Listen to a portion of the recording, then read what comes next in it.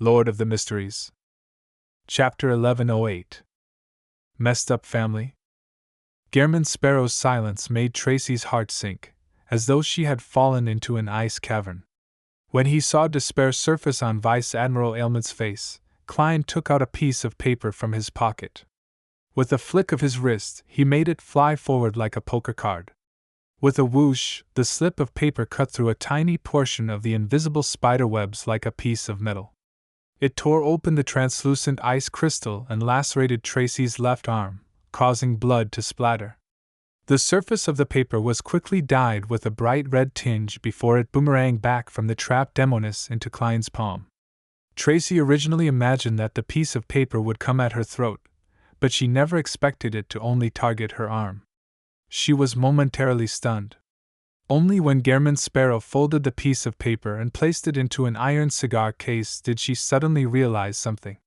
She asked, "Your true target is Katerina?"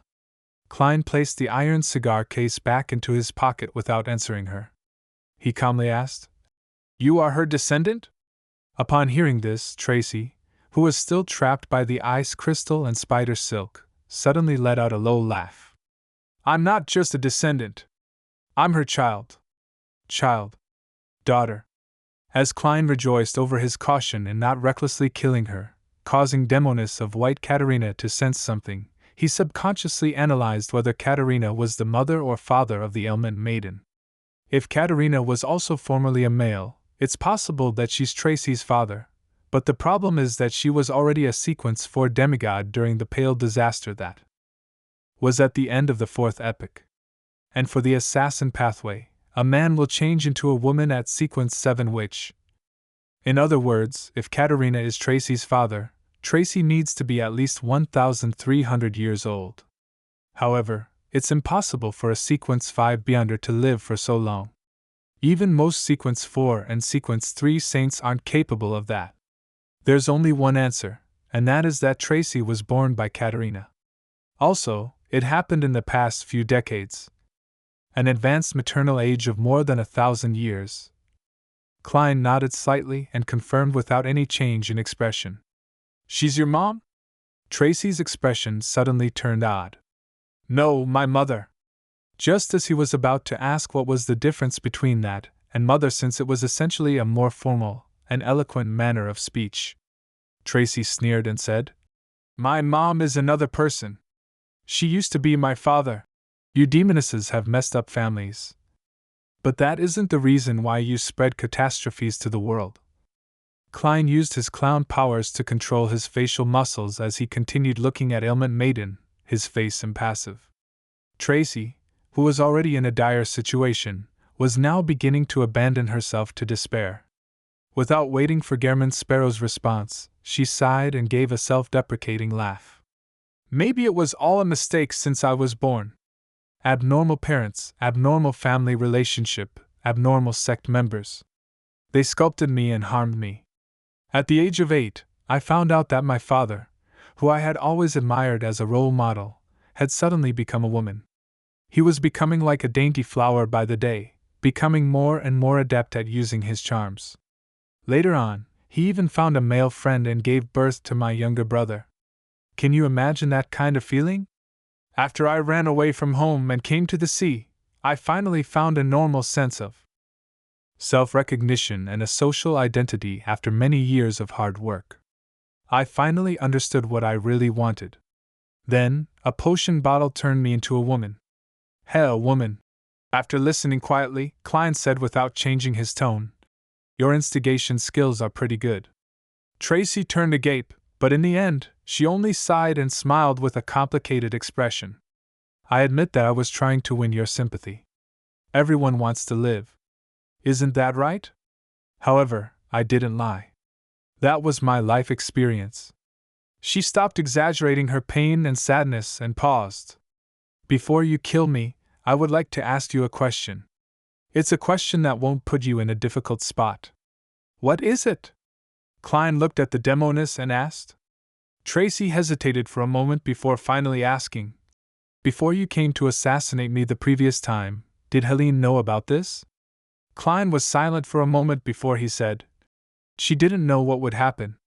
Tracy's face suddenly glowed. Really? Before Gehrman Sparrow could respond, she revealed an extremely complicated expression. Before I die, can I ask you for another favor? If you can see her again, tell her that I feel very guilty about what happened in the past, but I don't regret it. At this point, Tracy tried to shake her head, but failed thanks to the restriction provided by the crystalline ice and invisible spider webs.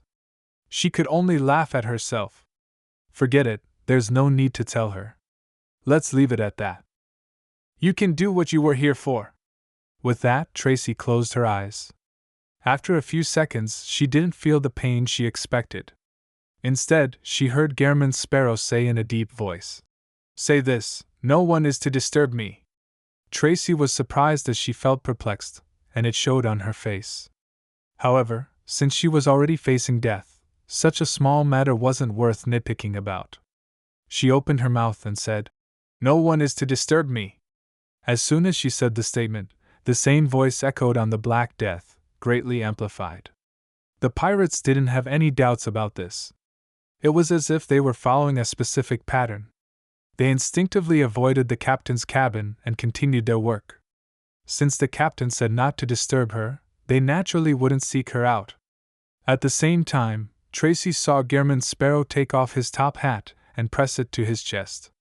He bowed slightly at her, as though he was bidding her farewell. Then, she felt as though she was isolated from the entire world. There was silence. Even the crazy adventurer was gone. She had obtained the environment of not being disturbed, just as she wanted. The magnify and distortion powers of the lawyer pathway. The layer of ice on Tracy's body began to melt, but the invisible spider webs continued to bind her firmly, preventing her from doing anything. She couldn't even change her center of gravity.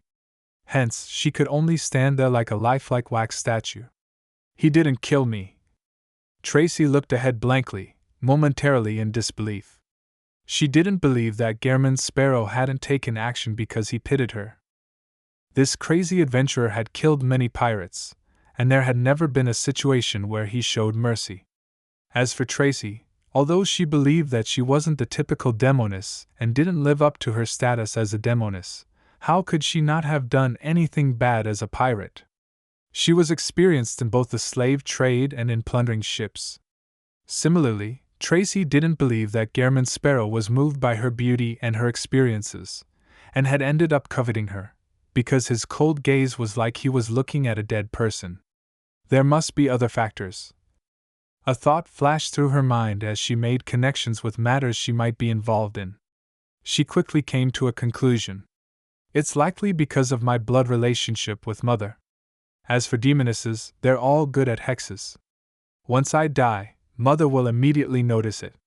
When she discovers that there's a problem here, she will make preparations ahead of time, preventing Gehrman Sparrow from finding his target during his subsequent actions. That's why he allowed me to live but made it impossible for me to contact anyone else. From the looks of it, regardless of the outcome of his operation targeted at Mother, he may return to kill me. And if I want to continue living, I have to succeed in saving myself before that happens. In Tracy's heart, she didn't have much of a relationship with her mother, Katerina. This demoness of unaging had lived for a long time, and most of the time, she had maintained her youthful state of mind by dating young men. She was passionate about the occasional children that she had whenever she found it novel to have one. At other times, she was mostly indifferent. However, as she grew older, Katerina's evaluation of Tracy was that she resembled her past self more and more. Hence, she was doted on her and provided more help. However, Tracy didn't want such attention. It only served to make her lose her original gender, putting her into a painful situation that she couldn't shake off. Phew! Although I hate her and blame her, I still unknowingly rely on her, hoping that she can respect my opinion more. I hope that she can escape Gehrman Sparrow's pursuit. Tracy once again began to struggle in an attempt to escape her bound state. On the one hand, she was trying to save herself. On the other hand, she wanted to inform her mother to be careful of Gehrman Sparrow as soon as possible. Of course, Tracy found it questionable that Gehrman Sparrow, who had likely advanced to sequence 4 recently, would be able to harm her mother. She was, after all, someone who had survived since the 4th epoch, and was a demoness with the title of unaging. However, she didn't only pin this belief on hope alone. This was because Gehrman Sparrow had helpers, such as the Death Consul, who even her mother feared. Plop! Tracy finally collapsed on the ground and tried to roll towards the desk. But no matter how hard she tried, she was unable to roll her body. The person she was fighting against was none other than herself, she who had been distorted and magnified. Above the gray fog, Klein had already taken his seat in the high-backed chair of the fool. He placed the paper stained with Vice Admiral Ailment Tracy's blood on the surface of the long, model table. Following that, he conjured a pen and paper and wrote a divination statement. Vice Admiral Ailment Tracy's mother, Katerina's current location. Putting down the pen, he held the 2 pieces of paper and leaned back into his chair. He closed his eyes and repeated the words he had written. After repeating it 7 times, he entered a dream. He saw a tall and towering Gothic bell tower appear in the gray world. Around the bell tower, the white-robed Katerina stood in the shadows of a few houses. She observed the surroundings with a heavy expression, as though she was searching for something. As for the crimson moon hanging high in the sky, its position was identical to what he had seen before entering the gray fog. This meant that Demoness of White Katerina was still in Backland. She was in Westborough, in search of a particular target.